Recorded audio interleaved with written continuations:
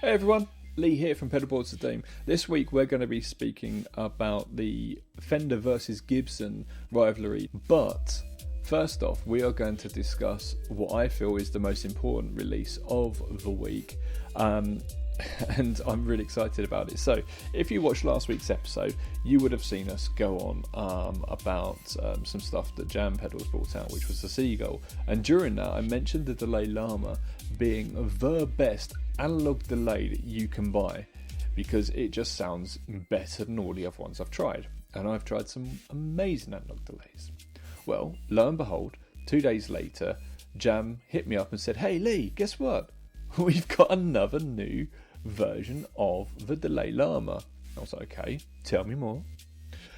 And whereas the original Delay Llama came in just like an MXR style box, like most of Jam's pedals, and it only had the level, the time and the repeats on there, the new one comes still in the same size enclosure. However, you now have those three controls plus a tap tempo, which is great. Tap tempo is really good for keeping in time with songs, especially if your drummer changes tempo randomly.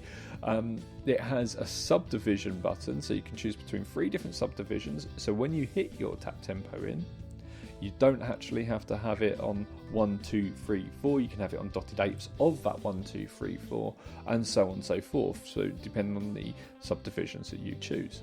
Very, very cool. Does not end there. What's more, if you hold down the tap tempo button, it will go into self oscillation. It does not end there.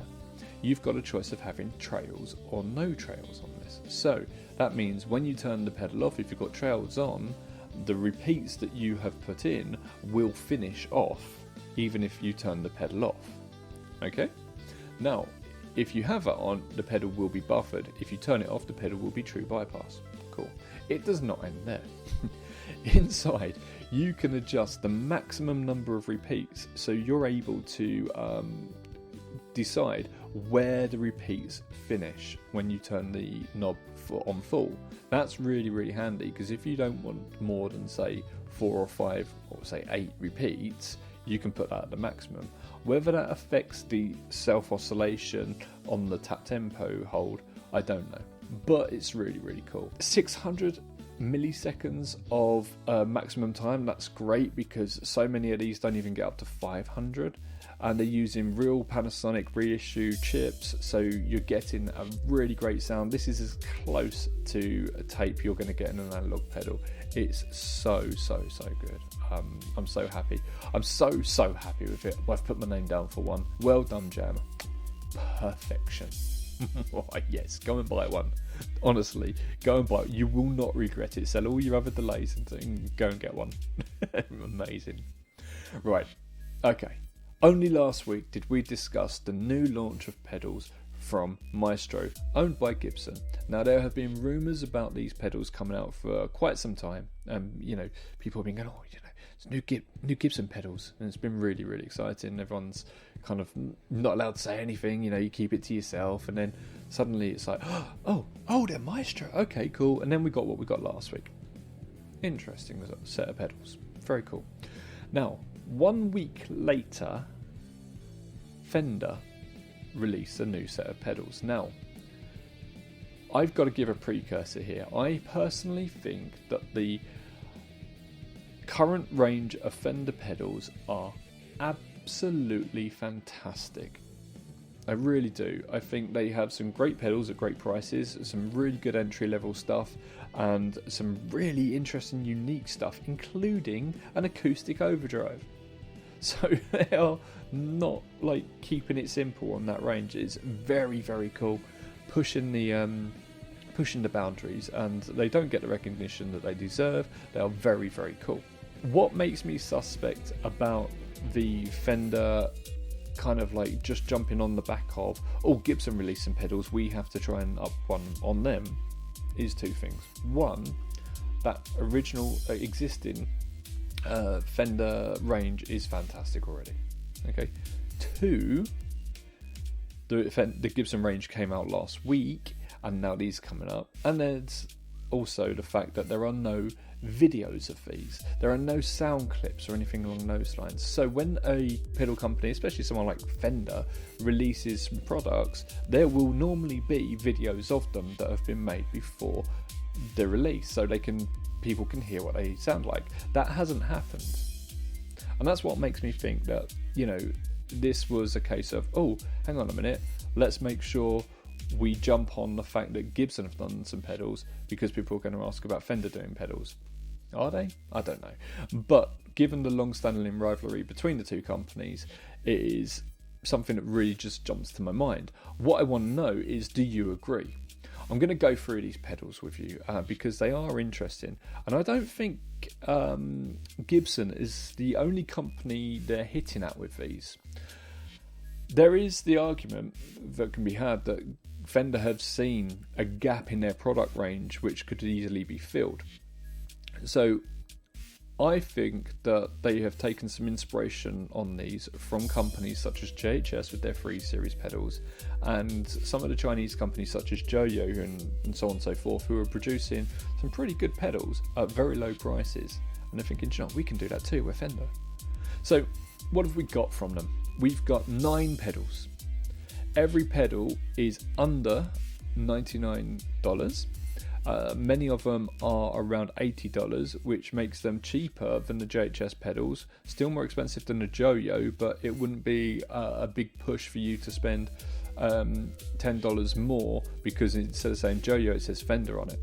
However, these do not look as good as many of the Joyo pedals. They do look quite a lot better than the JHS pedals though, because the JH pedals are just basically black and white, and they have been made to look like that for a reason. And in some ways they're actually quite cool looking.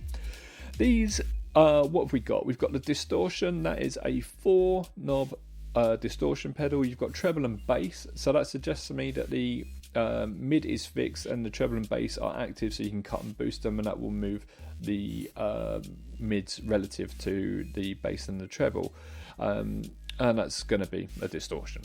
Then you've got overdrive, so we've got tone, pre-mid boost, level and gain. So the tone's going to be post gain, and then the boost, the pre-mid boost, will be pre-gain, so you can push the drive on the mids and let the drive on the bass and the treble be more or less the same. That's what I'm assuming. All of these are assumptions because no one's heard them yet.